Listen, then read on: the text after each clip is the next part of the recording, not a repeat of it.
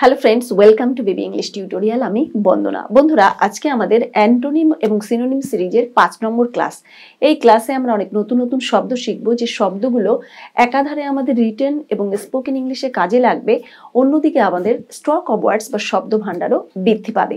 তো চলুন বন্ধুরা, আজকে আমাদের অ্যান্টোনিম এবং সিনোনিমের ক্লাসে। কিন, মূল শব্দ হলো কিন। কিন মানে কি? তীক্ষ্ণ বা তীব্র, প্রখর। এর সিনোনিম বা সমার্থক শব্দ কি হবে? শার্প। শার্প আমরা বলি না, শার্প ব্রেন। শার্প ব্রেন মানে ধারালো মস্তিষ্ক। শার্প মানে ধারালো বা তীক্ষ্ণ, আর ব্রেন মানে মস্তিষ্ক। অ্যাকিউট মানে তীব্র। অ্যাকিউট পেইন, ঘাড়ে অ্যাকিউট পেইন হচ্ছে, ঘাড়ে তীব্র যন্ত্রণা হচ্ছে। তাহলে অ্যাকিউট মানে কি বললাম? তীব্র। তাহলে শার্প মানে ধারালো, অ্যাকিউট মানে তীব্র, কিন মানে তীক্ষ্ণ বা প্রখর। এর বিপরীত শব্দ কি হবে? বিপরীত শব্দ হবে ব্লান্ট। আমরা বলি না ব্লান্ট নাইফ, ভোতা ছুরি। নাইফ মানে ছুরি আর ব্লান্ট মানে ভোতা। তাহলে ব্লান্ট নাইফ মানে হচ্ছে ভোতা ছুরি। আর আমরা বলি ডাল। ডাল মানে হচ্ছে ডাল ব্রেন, নিরস মানে যাতে কিছু ঢোকে না। ডাল ব্রেন, ডাল থিঙ্কিং মানে একই রকম ভাবছে, নতুন কোনো ভাবনা চিন্তা নেই, এরকম বলা হবে ডাল। তাহলে ব্লান্ট নাইফ মানে ভোতা ছুরি, আর ডাল ব্রেন, এরকম আমরা বলে থাকি।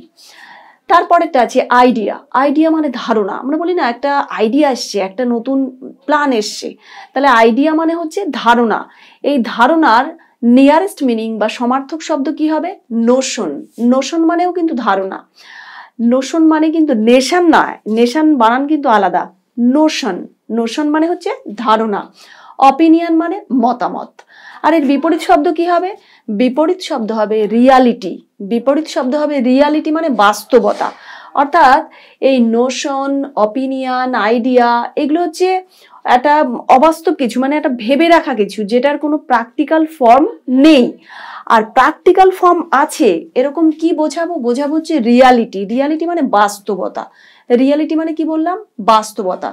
ফ্যাক্ট মানেও সত্য ঘটনা। আবার আরেকটা হতে পারে, লেখা হয়নি, সেটা হচ্ছে অ্যাকচুয়ালিটি। রিয়ালিটি, অ্যাকচুয়ালিটি, ফ্যাক্ট, এগুলো মানে হচ্ছে সত্যিকারের কিছু, একদম বাস্তবিক কিছু, বাস্তবসম্মত কিছু। 3 নম্বর ওয়ার্ড থাকছে হেট। হেট মানে হচ্ছে ঘৃণা করা। হেট মানে কি বললাম? ঘৃণা করা। অ্যাভোর মানে হচ্ছে অত্যন্ত ঘৃণা করা। অ্যাভোর মানে হচ্ছে অত্যন্ত ঘৃণা করা, মানে প্রচন্ড ঘৃণা করা, তীব্রতম ঘৃণা করা যদি বোঝাই, তখন আমাকে অ্যাভোর এই ওয়ার্ডটাকে আনতে হবে। আর একটা আছে ডিটেস্ট। ডিটেস্ট মানেও তীব্র অপছন্দ করা, ঘৃণা করা। হেট মানে ঘৃণা করা, আমরা প্রত্যেকেই জানি। এর বিপরীত শব্দ কি হবে? বিপরীত শব্দ হবে লাইক, অর্থাৎ পছন্দ করা। লাভ, ভালোবাসা। তারপরে আছে ইন্ডিকেট।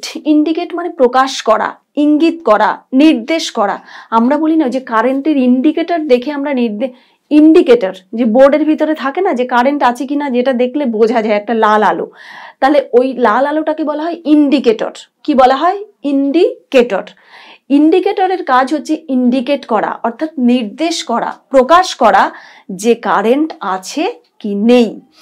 এই ইন্ডিকেট মানে প্রকাশ করা, এর সমার্থক শব্দ কি হবে?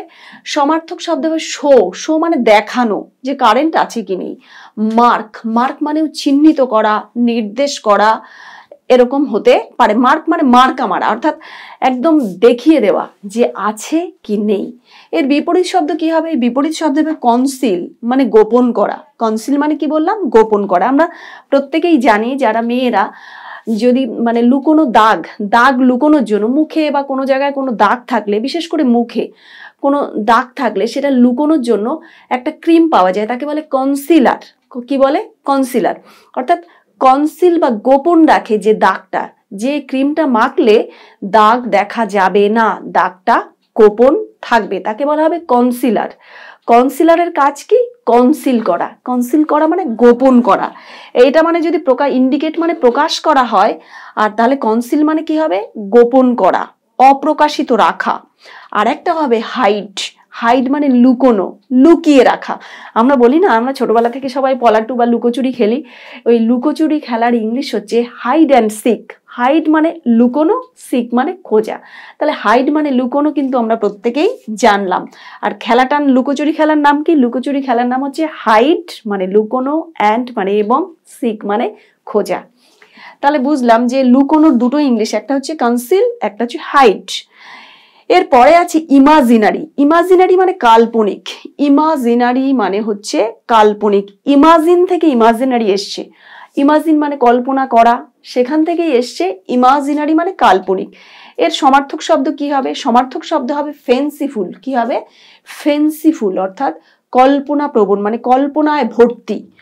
কল্পনায় ভর্তি, তাকে বলা হবে ফেন্সিফুল। আরেকটাও বলা হবে ভিশনারি। ভিশনারি মানেও কিন্তু কাল্পনিক। এর বিপরীত শব্দ কি হবে? বিপরীত শব্দ হবে রিয়াল। বিপরীত শব্দ কি হচ্ছে?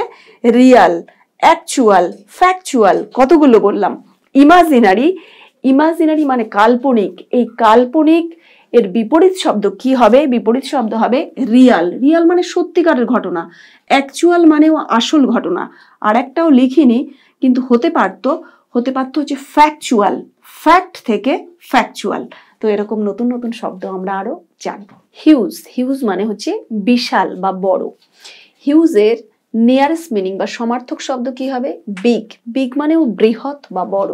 জাইগান্টিক। জাইগান্টিক মানেও কিন্তু বিশাল বা বড়। জাইগান্টিক জাহাজ, একটা বিশাল বড় জাহাজ। টাইটানিক জাহাজটা কিন্তু জাইগান্টিকই ছিল। টাইটানিক জাহাজটা জাইগান্টিক ছিল। জাইগান্টিক মানে বিশাল বড় আকারের ছিল। এর বিপরীত শব্দ কি হবে? অ্যান্টোনিম। অ্যান্টোনিম মানে বিপরীত শব্দ আমরা প্রত্যেকেই জানি। বিপরীত শব্দ হবে স্মল, ছোট। টাইনি। টাইনি মানেও ছোট বা ক্ষুদ্র। আর একটাও হতে পারত লিটিল। লিটিল মানেও কিন্তু ক্ষুদ্র বা ছোট।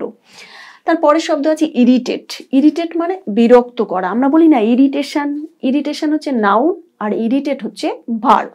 তাহলে ইরিটেট মানে কি? বিরক্ত করা। এর সিনোনিম বা সমার্থক শব্দ কি হবে? এক্সাইট। এক্সাইট মানে উত্তেজিত করা, জ্বালাতন করা। অ্যাঙ্গার মানে হচ্ছে রাগিয়ে দেওয়া। তাহলে বিরক্ত করার সমার্থক শব্দ কি হবে? এক্সাইট। এক্সাইট মানে উত্তেজিত করা, অ্যাঙ্গার মানে রাগিয়ে দেওয়া। তাহলে বিপরীত শব্দ কি হচ্ছে? বিপরীত শব্দ হবে রিকনসাইল, মিটমাট করে নেওয়া। রিকনসাইল মানে মিটমাট করে দেওয়া বা বিচ্ছেদের পরে আবার মিল ঘটিয়ে দেওয়া, তাকে বলা হবে রিকনসাইল। আর একটাও শব্দ কাম। কাম মানে শান্ত করা, পুনর্মিলিত করা, মানে পরিবেশটাকে শান্ত করিয়ে একটা শান্তি আনিয়ে দেওয়া। শান্তি আনয়ন করা বা শান্তি আনা, কাম মানে সেটাই হয়। এবার আছে হার্ম। হার্ম মানে ক্ষতি করা। হার্ম মানে কি বললাম? ক্ষতি করা। হার্ট, এই ক্ষতি করার সিনোনিম বা সমার্থক শব্দ হবে হার্ট। হার্ট মানে হচ্ছে আঘাত দেওয়া, হার্ট করা। আমরা বলি না হার্ট করে কারোর কথা বলিস না। হার্ট মানে আঘাত দিয়ে কাউকে কথা বলিস না। আর একটা আছে ইনজিওর। ইনজিওর মানে জখম করা। ইনজিওর মানে কি বললাম? জখম করা, আঘাত করা, যে কোনো কিছু হতে পারে। তারপরে এর বিপরীত শব্দ কি হবে? বিপরীত শব্দ হবে বেনিফিট। বেনিফিট মানে উপকার করা, প্রফিট মানে লাভ করা। পরের শব্দ আছে হার্ড। হার্ড মানে শক্ত। আমরা সকলেই জানি হার্ড সয়েল, শক্ত মাটি। হার্ড মানে শক্ত, সয়েল মানে মাটি। এর সিনোনিম বা সমার্থক শব্দ কি হবে? সলিড। আমরা বলি না সলিড, এটা কিন্তু লিকুইড না, সলিড। সলিড মানে শক্ত। আর একটাও হতে পারে ফার্ম। আমরা বলতে পারি ফার্ম ভয়েস। ওই মহিলার, প্রীতিলতা ওয়াদ্দেদার, ওই ভদ্রমহিলার বা এই স্বাধীনতা সংগ্রামের ভয়েস ছিল ফার্ম ভয়েস। ফার্ম মানে হচ্ছে বলিষ্ঠ, ভয়েস মানে কণ্ঠস্বর। তারপরে এর বিপরীত শব্দ কি হবে? বিপরীত শব্দ হবে সফট, মানে নরম, মিনমিনে। টেন্ডার মানেও কোমল বা নরম, অর্থাৎ একটু নরম সরম ভাব, এরকম যদি বোঝাতে চাই তাহলে হবে সফট। আর একটাও হতে পারে টেন্ডার। তারপরে আছে নলেজ। নলেজ মানে কি বললাম? জ্ঞান। নলেজ মানে কি বললাম? জ্ঞান। লার্নিং মানে শিখন বা শিক্ষা বা জ্ঞান অর্জন, এই প্রক্রিয়া, তাকে বলা হবে লার্নিং। আর একটা আছে উইজডম। উইজডম মানেও কিন্তু জ্ঞান। উইজডমের আরেকটা বাংলা হয় প্রজ্ঞা। উইজডমের আরেকটা বাংলা কি বললাম? প্রজ্ঞা, জ্ঞান। এবার নলেজ, অনেকে, আমি একটুখানি বুদ্ধি করে শিখিয়ে দিই। নলেজ বানানটা অনেকের কাছেই, আমার কাছেও ছোটবেলাতে মনে হতো কঠিন, কিন্তু পরে আমি দারুণভাবে মনে রাখার একটা কৌশল আবিষ্কার করলাম। সেটা হচ্ছে নো মানে জানা, সকলেই জানি।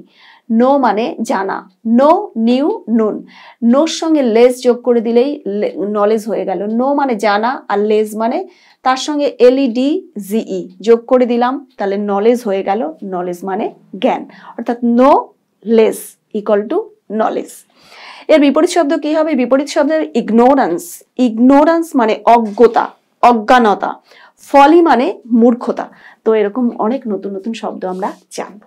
লাইভ, লাইভ মানে বেঁচে থাকা।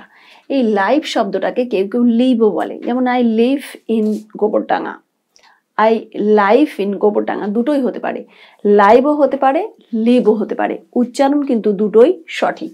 এই লাইভ মানে যদি বেঁচে থাকা হয়, বেঁচে থাকা হয়, এর সিনোনিম বা সমার্থক শব্দ কি হবে? অ্যালাইভ, অ্যালাইভ মানে জীবন্ত, ছটফটে, অ্যাক্টিভ, অ্যাক্টিভ মানেও সক্রিয়, প্রাণ আছে এরকম। এর বিপরীত শব্দ কি হবে? বিপরীত শব্দ হবে লাইফলেস, অর্থাৎ যার প্রাণ নেই, যার ভেতরে লাইফ নেই তাকেই বলা হবে লাইফলেস, মানে প্রাণহীন, নিষ্প্রাণ। আর একটা হবে ডাইরেক্ট, হবে ডেড, ডেড মানে মৃত। পরের শব্দ হচ্ছে লোনলি, লোনলি মানে একাকী, লোনলি মানে কি বললাম? একাকী। সলিটারি মানেও নির্জন বা একাকী, অ্যালোন মানেও নির্জন বা একাকী। এর বিপরীত শব্দ কি হবে? বিপরীত শব্দ হবে ক্রাউডেড, ক্রাউডেড মানে জনবহুল, ক্রাউডেড মানে কি বললাম?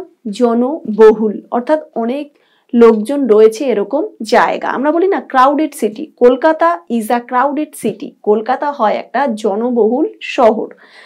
তারপরে আরেকটাও আছে কোম্পানি, কোম্পানি মানে জনগোষ্ঠী, কোম্পানি মানে কি বললাম? জনগোষ্ঠী, জনসমষ্টি, বণিক সম্প্রদায় ইত্যাদি। বলি না company, tata company, Bata company. Company মানে, কোম্পানি তো কোনো একাকিনী, একা মানুষকে নিয়ে হয় না, কোম্পানি মানে অনেকগুলো মানুষ একসঙ্গে সমবেত হয়ে কিছু করছে, তাকে বলা হবে কোম্পানি। তারপরের শব্দ কি আছে? লেট, লেট মানে কিন্তু ভাড়া দেওয়া হয়, অনুমতি দেওয়া, দুটোই হয়। লেট মানে ভাড়া দেওয়াও হয়, অনুমতি দেওয়াও হয়। এর সমার্থক শব্দ বা সিনোনিম কি হচ্ছে? সিনোনিম হবে অ্যালাউ, অ্যালাউ মানেও কিন্তু অনুমতি দেওয়া। আর লিজ, লিজ নেওয়া মানে আমরা বলি না জমি লিজ নেব, লিজ নেওয়া মানে ভাড়া নেওয়া, কারো জমি 2 বছর 3 বছরের জন্য ভাড়া নেওয়া, চাষ করে একটা 2-3 বছরের জন্য একটা নির্দিষ্ট টাকা দেওয়া হলো মালিক পক্ষকে, তারপরে তার বিনিময়ে যে ভাড়া নিল সে চাষাবাদ করলো, আর মালিক পক্ষ থোক কিছু টাকা পেয়ে গেল। তাহলে লিজ মানে কি বললাম? ভাড়া নেওয়া। আর লেট মানে হচ্ছে ভাড়া দেওয়া। এর বিপরীত শব্দ কি হবে? বিপরীত শব্দ হবে স্টপ, অনুমতি না দেওয়া, বন্ধ করা। স্টপ মানে বন্ধ করা। হিন্ডার মানেও বাধা দেওয়া, কোনো কিছু করতে বাধা দেওয়া। হিন্ডার মানে বাধা দেওয়া, স্টপ মানে বন্ধ করা। পরের শব্দ আছে ল্যামেন্ট, ল্যামেন্ট মানে শোক করা, বিলাপ করা।